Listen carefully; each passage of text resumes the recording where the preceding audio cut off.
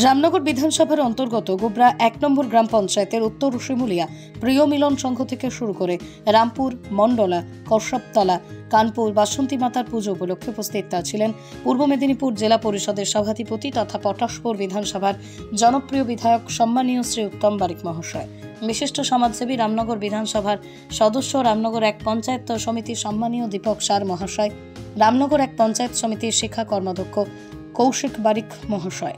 সাধারণ মানুষের উদ্দেশ্যে সাম্প্রতিক বার্তা, মেলবন্ধুরের বার্তা দিয়ে থাকলে সাধারণ মানুষের মঙ্গল কামনা করেন। বহু সাধারণ মানুষ উত্তম বারিক কাছে পেয়ে পুজো মণ্ডপ খুশির জোয়ারে বইল। কেউ কেউ উত্তম বারিকের জন্য ভগবানের কাছে প্রার্থনা করেন এই নির্বাচনে তিনি যেন জয়লাভ করে উচ্ছ্বাসে গোটা পুজো মণ্ডপ আলোকিত হয়। এবং দীপক সার বলেন, বিবিধের মাঝে দেখো মিলন মহান।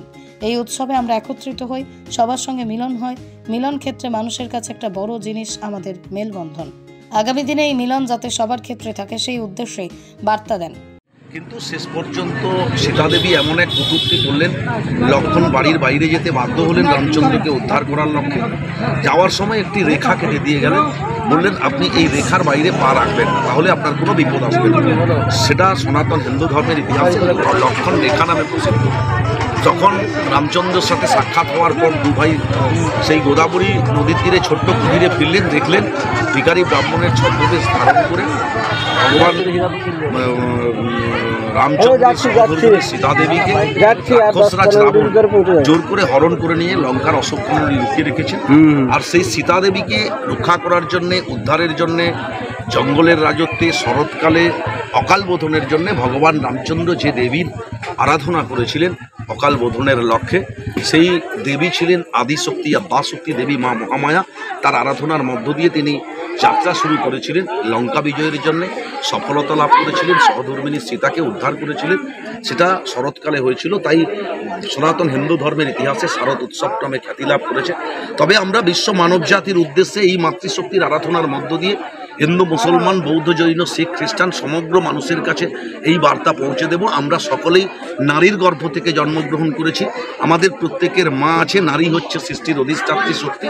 নারী শক্তি ছাড়া সৃষ্টি কখনো সম্ভব নয়। এই পূজা অর্চনার মধ্য দিয়ে আমরা সকলেই ঐক্যবদ্ধভাবে অটুট ভ্রাতৃত্ব বন্ধনের লক্ষ্যে যে নারীর গর্ভ থেকে আমরা জন্মগ্রহণ করেছি, সেই নারীকে দেবীর আসনে বসিয়ে পূজাবিধি। মধুকৈটক দৈত্যকে বধ করে তিনি অসুর তিনা ছিলেন, আবার মহিষাসুরকে বধ করে তিনি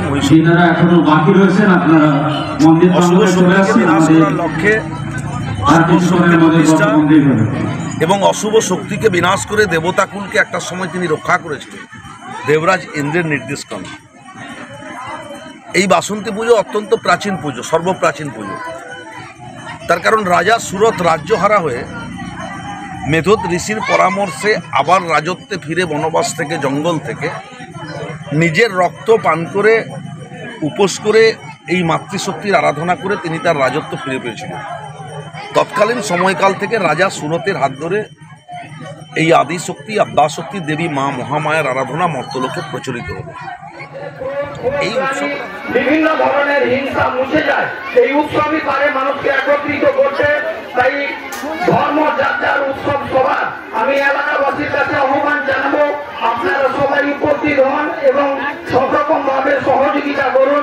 এই সংস্থা যেরকম বছরের পর বছর করতে পারে সেদিকে আপনারা সহযোগিতা এবং আশীর্বাদ করবেন। সবাইকে আমি বাংলা নববর্ষ বছরের শুভেচ্ছা জানাচ্ছি। সবার মঙ্গল হোক, সবার ঘরে যাতে সুখ সমৃদ্ধি ঘটে, এইগুলি করে কথা বলে সবাইকে আরো একবার যথাযোগ্য স্থানে শ্রদ্ধা, শুভেচ্ছা, অভিনন্দন জানিয়ে আমার সংক্ষিপ্ত বক্তব্য শেষ করছি। নমস্কার, সবাই ভালো থাকবেন। উত্তর শিমুলিয়া প্রিয় মিলন সংঘের ব্যবস্থাপনা পরিচালনা জেলা পরিষদের সভাধিপতি, আমাদের জেলার গর্ব, জেলার অভিমান সৌরভ, আমাদের সুখ দুঃখের সাথী, পটাশপুর বিধানসভার জনপ্রিয় বিধায়ক সম্মানীয় উত্তম বারিক মহোদয় আজকে রামনগর বিধানসভার বিভিন্ন স্বেচ্ছাসেবী সংগঠনের আমন্ত্রণে তিনি শুভেচ্ছা বিনিময় করছে বাসন্তী দুর্গোৎসব পুজোকে কেন্দ্র করে বিভিন্ন প্যান্ডেলে যাচ্ছেন, সব জায়গায় স্বেচ্ছাসেবী সংস্থার পাশে দাঁড়াচ্ছেন এবং বার্তা দিচ্ছেন যে বিশ্ববাসীর মঙ্গল কামনায় তিনি পুজো দিচ্ছেন এবং তাদের সঙ্গে শুভেচ্ছা বিনিময় করছেন। আমি সমস্ত স্বেচ্ছাসেবী সংগঠনের কাছে আহ্বান জানাবো, আপনারা এই পুজোয় ব্রতী হয়েছেন, সবার মঙ্গল কামনা করছেন এবং আপনাদের পুজো যাতে আগামী দিনে আরও ভালো হয়। এবং বিশেষ করে আমি বার্তা দিব যে বীর সন্ন্যাসী স্বামী বিবেকানন্দ বলেছেন যে জীবে প্রেম করে যেইজন সেইজন সেবিছে ঈশ্বর। মানুষ হিসাবে আমাদের কর্তব্য জাতি ধর্ম বর্ণ নির্বিশেষে সমস্ত মানুষের পাশে থেকে সবাইকে সহযোগিতা করা এবং পাশে দাঁড়ানো।